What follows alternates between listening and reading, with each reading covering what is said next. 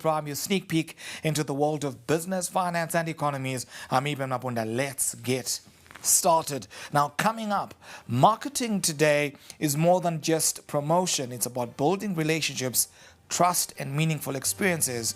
As consumer expectations evolve, businesses are under pressure to deliver not just products but seamless, personalized journeys that keep customers coming back. Customer experience has become a key competitive edge, influencing loyalty and long-term success. At the same time, digital marketing has transformed how brands engage with audiences, from social media and content creation towards data-driven strategies as well as artificial intelligence tools in this very digital landscape. In this segment, we explore how top marketers are blending traditional and digital tactics, leveraging technology and keeping the customer at the heart of it all. On The Mint today, we explore this subject with a marketing expert. Now, The Mint Brad, but don't go anywhere.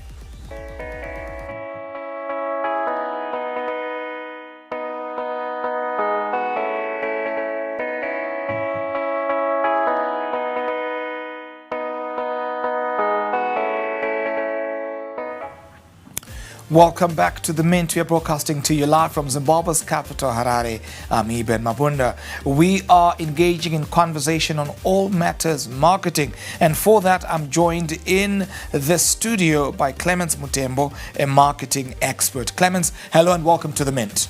Thanks a lot, Eben, for having me. It's an absolute pleasure. Fantastic. To get the ball rolling, as an expert, what are the key pillars that make up a complete customer experience? Excellent. When we talk about the customer experience strategy, we are talking about the framework, the method that the business is going to use to optimize and improve its customer experience. So as a business, you gotta have something, a framework, a tool, an instrument that you are going to use to improve your customer experience efforts, to optimize your customer experience, and to make sure that you are doing checks and balances in relation to your customer experience. So you want to have a very clear vision of what your customer experience should be ultimately. Because if you don't have a vision of your customer experience, chances are you may be, hitting in the dark. You may not be knowing what exactly you are trying to achieve. So the vision becomes, the customer experience vision becomes the foremost and fundamental aspect that should underpin whatever it is that you are going to do as a business. Then, of course, the vision has to be broken down into customer experience goals. For example, reduction of your customer complaints by maybe 20%, maybe 30%, maybe 50%, maybe by 70%, depending on whatever goals that you are going to set. So you always want to, cascade the vision, the customer experience vision, into quantifiable goals that you can pin down and use as figures that you can actually be accountable to. So having goals is also critical as part of that that framework and that strategy. Then, of course, any customer experience strategy needs to have mechanisms of having buy-in from people that are participating in the execution of that customer experience strategy.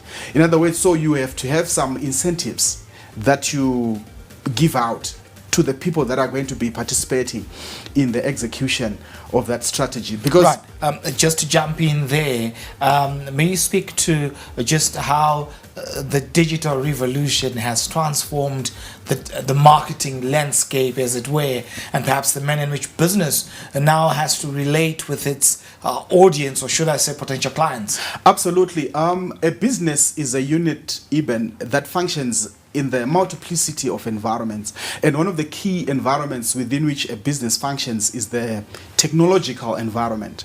And it is therefore incumbent upon every business, every entrepreneur, every entity that's running business to make sure that it is aware of the developments that are happening within the technological landscape. And I can tell you for a fact that there's so many changes that are happening, particularly from a digital standpoint. And it is very critical and important for any business to make sure that they are aligning themselves with whatever it is that's happening from a digital front. Because and the beauty about the digital revolution is that it's actually improving a lot of things. For example, it's improving personalization, which is the ability to deliver value in a manner that matches the unique and specific preferences of the buyers and the customers, because you are able to read what the customer wants, Right. and in the process deliver that value in a manner that meets those unique tastes and preferences. So the digital revolution is actually coming in to make life easier for customers, because the business can be able to then relate with what that customer wants, and that really makes customization and personalization so much easier. And also the beauty about this digital revolution is that it's bringing in responsiveness as well, which is a key dimension of service, and which impacts on the experience that someone is going to have at the end, because you always want to be responsive to your customers, and you always want to achieve customer satisfaction by speedy delivery of value and execution to your customers. Closely linked here is the relevance of data. How important is data in the formulation of the right marketing strategy? Absolutely. Data is the raw material that informs whatever it is that you could then want to do, because you are able to read patterns. So these days there is what they call predictive analytics. You're able to predict some customer behavior based on how they are performing. So the technologies that we are currently employing, the technologies that are there at the moment, are actually giving us that capacity to be able to see and read into data that allows us to then see what the customer is thinking and how they are likely to perform in a given scenario. So all that we can get from data that we harvest as we run the business. Right. And perhaps as a follow-up to that, how do you then balance creativity with analytics in developing effective campaigns? Fantastic. Creativity is a key aspect, and it comes in handy for such things like creation of adverts, which is so critical, because you can never divorce the creation of adverts and the creativity that's needed for you to come up with fantastic creative adverts that will appeal to your target markets and to your target audiences. So inevitably and invariably, you're going to see that creativity is going to be one of the key pillars that's going to underlie and underpin any successful marketing. But you also see that on the other leg, on the other side, you will see that there is need for analysis of what's happening in figures terms. This is where now quantification and analytics then come in, because that's the other logical side of marketing, where you have to make data-driven decisions based on whatever it is that's happening with business. So there's always going to be a marriage between creativity and data-driven analysis in the form of analytics that you are getting from what's happening in your business. So analytics and creativity, these are two things that are going to invariably be underpinning whatever it is that we're going to be doing in our marketing. Right. And then the next subject then becomes how to balance, or to strike a balance between traditional forms of marketing and the contemporary forms of marketing, as it were. The suggestion and the advice that I would give to entrepreneurs and businesses is that there's a growing shift of orientation from traditional methods to the digital side of things, because life is moving, life is advancing, and civilization is moving forward. So you'll see that, you wouldn't be stuck in the traditional paradigm. You always want to shift to the modern digital paradigm, which is the digital life of things. So you always want to move with where things are going. And from a strategic management point of view, you know it so well that the ability to read what's happening in your environment is a key determinant for your long-term and sustained success. So it's pivotal for you to increase and shift your orientation from the traditional means of marketing, shifting to the current forms of marketing. Because if you are left behind in the old ways of doing things, I can tell you for a fact that you will sink, and we have seen it. Many companies have sunk in the past, which is actually testament to the fact that you always have to be reading what's happening in your environment. Right, so that reading what's happening in the environment. What are some of the key trends that are happening within the digital landscape that businesses cannot afford to ignore from a marketing perspective? Fantastic. I like the chatbots. I like the chatbots because the chatbots are revolutionizing the way communication happens between a business and customers. So chatbots, they are coming to be really fantastic ways of communicating between a business and its target markets, target audiences and customers, because chatbots are allowing for instant messaging and communication between a business and its customers. So I would say chatbots are really taking the world by storm, because they are allowing us to communicate. Because if I go online and I want to buy a particular product, and the moment that I get into a conversation with whoever is selling that product, if I don't get a speedy response, trends are showing that individuals move on to the next available online service provider. In fact, responsiveness has become, such a key driver of organizational competitiveness and, overall sustainability, because when you're responsive, you're bound to attract more customers to yourselves as a business. And if you're not responsive, the opposite happens. Customers run away from you. And so chatbots are actually improving responsiveness. They are improving customization, which are two critical attributes that you always want to find in a business as far as success, as far as marketing success is concerned. Time for us to take a breather. When we come back, we continue with the conversation on, of course, effective marketing in the digital world. The Mentor right back. Don't go anywhere.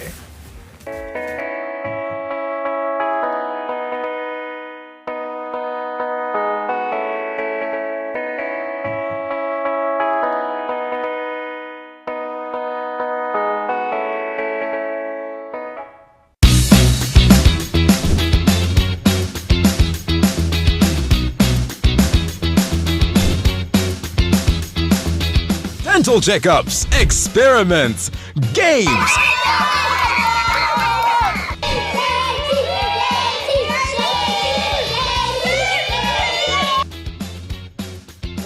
The mixture is making bubbles and the bubbles have changed color. Our balloon has been filled by carbon dioxide.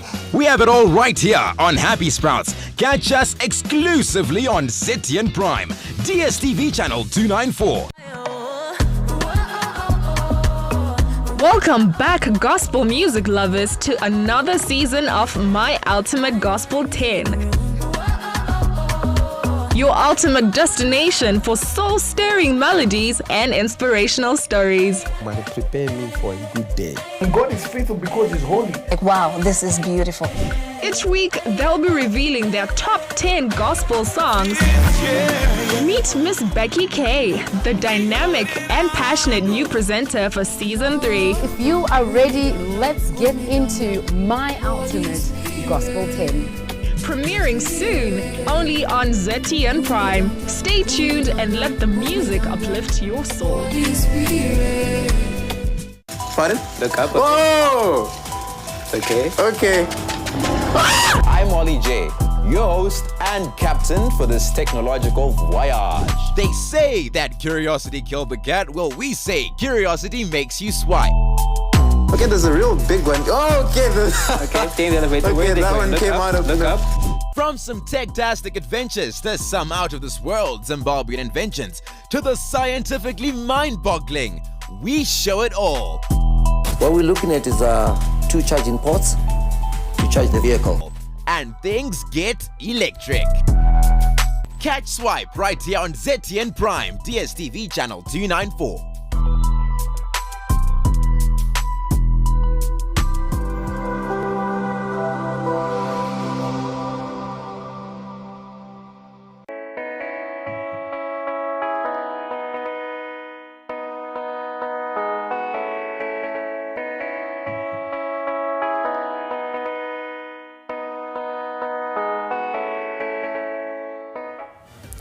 Welcome back to the Mentor, coming to you live from Zimbabwe's capital, Harare. I'm Eben Mabunda. We are discussing all matters marketing, and for that, I continue the conversation with Clemens Mutembo, a marketing expert here on the Mentor. Now, Clemens, taking it up from where we left off, in a world of increasing automation, how can brands maintain that human touch in customer interactions? Fantastic. There's a bit of a challenge there because automation is taking the world by storm, but there always has to be an option to escalate issues to somebody who is going to then speak to the customer. You're going to see that in as much as automation can come into effect, can come into force, there has to be ultimately, one way or the other, the opportunity to be able to then have somebody, an actual representative, a human representative, who will address matters if need arises. Right. It's pretty much within the same bracket, but could put on a different hat altogether. How important is personalization in marketing, and where do you draw the line to avoid being perhaps somewhat intrusive? Fantastic. Personalization is a critical determinant for customer satisfaction, and these two things are positively correlated. And positive correlation, we're talking about if you increase one variable, you're bound to have a positive effect on the other variable. So customization, which is the ability to deliver value in a manner that matches the specific preferences and tastes of that particular individual, is a very critical aspect that someone has to find on the customer journey. And you remember, the customer journey is the series of steps that the customer moves from the first point of contact to the last point of contact. And along that journey, somebody has to find personalization, which is a very critical aspect that elicits and evokes positive emotions that someone should have on their journey as the customer. So, I mean, you wouldn't want to have value or services or products that do not match your tastes. You want to meet value that matches what you expect from a service provider. So personalization or customization, those are very critical aspects as far as customer satisfaction is concerned. And customer satisfaction is a very critical driver of marketing success and revenue performance, because you always want to connect customer satisfaction and revenue performance, because ultimately what we want is to be able to optimize our revenues and also in the process improve our competitive position as a business. We always want to become the market leader. If we are not the market leader, we want to be the market challenger. If we are not the market challenger, we always want to improve from any standing and any position that we are as an entity to that which is better, to that which is enviable. Right. What are some of the common mistakes that a good number of businesses make when they're transitioning onto digital platforms? I see that many entities, many businesses, many organizations do not put a sufficient investment in digital infrastructure, and also they do not train the staff enough to be able to use the digital tools for the optimization of their marketing outcomes. So those are the pretty much mistakes and errors and pitfalls that many businesses do, because they somehow shortchange themselves by not making the sufficient investments that are required for them to have optimum results. So the next question becomes, how do you measure success in a multi-channel environment? Absolutely. There are two tools that could be used. There's what they call the Net Promoter Score, which is a metric that marketers use to gauge the degree to which somebody could recommend a brand to their friends and relatives. So the Net Promoter Score, you are asking in a scale of 0 to 10, there are three kinds of people that you find there. There are promoters, there are neutrals.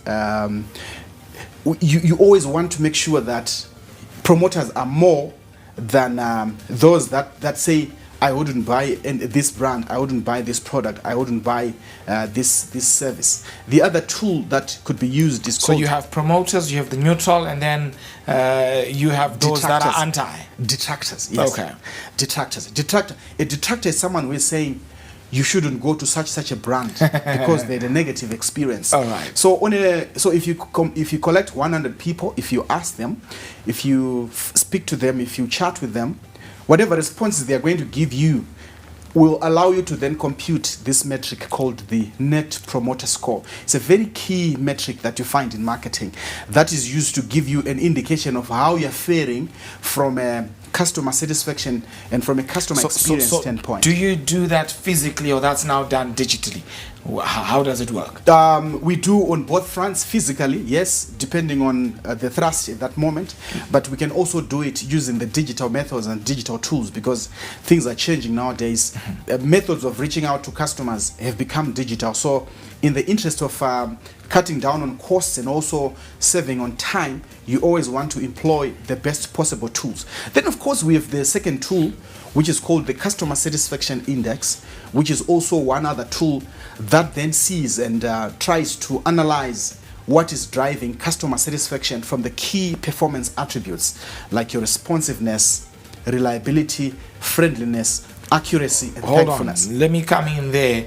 As a small business owner, this economy is dominated by SMEs and, of course, informal businesses. In fact, 60% of this economy has gone informal. We've got spaza shops and boutiques that are mushrooming on a daily basis. Absolutely. How can they, based on your expertise that you're sharing, how can they leverage some of these tools at a pragmatic scale? Some of them, they run accounts on TikTok, they run accounts on Facebook. I'm saying where the teensy-weенsies are concerned, what does that translate to? You will see that at the end, everything boils down to the culture that's running within the business and the mindset of the people that are occupying places within that particular business. So I think the whole idea is to inculcate a spirit and a culture of adopting new innovations so that, you know, they could leverage those for better marketing results. No matter how small an entity or an organization could be, they still have to see ways in their small ways to adopt, you know, these technologies and ways of improving customer experience from the very smallest, you know, methods, even though they may be very small. But it's about the culture that they try to build from the very foundational and from the formative stages of their businesses as they even then grow to become bigger entities. So whatever it is that you're building when you're a small business, and the precedent that you set when you're small determines the subsequent sort of behavior that your organization is going to show and showcase to the world out there, even to customers. So if you emphasize customer centricity when you're small, chances are so high that as you grow and as you scale up your business, you are also then going to reflect such customer centric tendencies. Right. How do you see artificial intelligence and machine learning revolutionizing the future of digital marketing perhaps over the next 5 years? In fact, artificial intelligence and such things as machine learning and predictive analytics, those are amazing tools that are actually taking the world by storm as we speak right now. So they are creating immersive experiences, they're creating personalization, they're creating personalized experiences, they're improving customer experience, they're improving responsiveness, they're improving the overall, you know, well-being of the customer. So I would say that AI, machine learning, predictive analytics, these are amazing tools that are actually making life easier, number one, for the business itself and also for the customers and the markets. So it's a mutually beneficial gain that's being brought about by such tools that are coming on board. Right. What's your advice to a business owner who is looking to build long-term brand loyalty, especially in the context of this digital age? Absolutely. It's about understanding the investment into IT infrastructure. I think that's key. That's number one. Number two, I think it's about understanding everything comes down to customer value. Customer value, which is the set of benefits that the customer gets whenever they interact with a brand. So a customer wants to get, you know, the value that they expect whenever they deal with the brand. And there are different value forms. There is what they term functional value, which is the value that the customer derives or gets whenever the customer gets the value from the product, when the product works according to their expectations. We also have economic value, which is the customer wants to make sure that they have this value for money feeling whenever they engage with the brand. And then we've got experiential value, which comes from a number of fronts, and one of the key touch points is the digital touch point. So I would say that it's very critical for any business person, for any entrepreneur, for any enterprise to understand that the digital front is a key touch point that also evokes some emotions which could be positive or negative, and it is extremely important for them to understand that the ultimate experience that the customer is going to have, the net experience position that the customer is going to have, is going to be positive, because at the end what you want is to be able to impact positively onto the customer's experience, because without that you are actually denting your brand, you are diminishing your brand equity, and in the process you are actually downplaying whatever efforts you may be doing in other aspects of your business.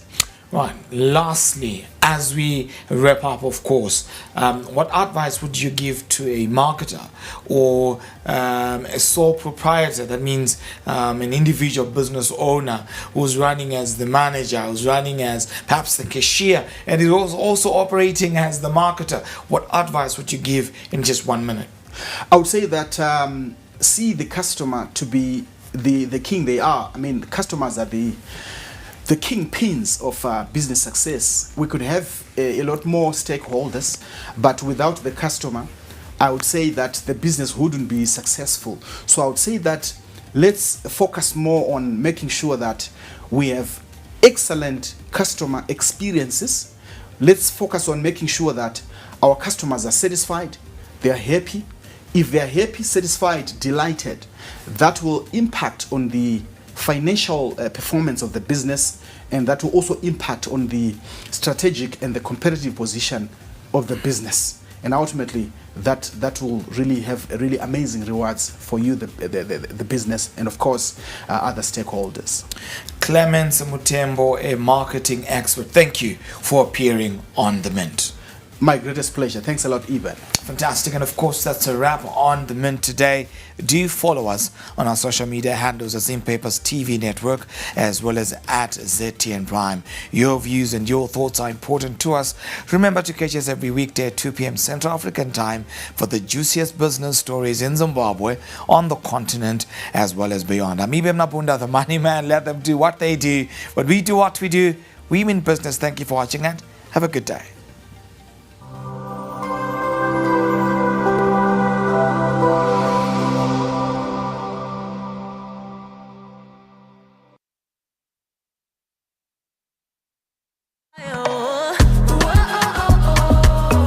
Welcome back, gospel music lovers, to another season of My Ultimate Gospel 10.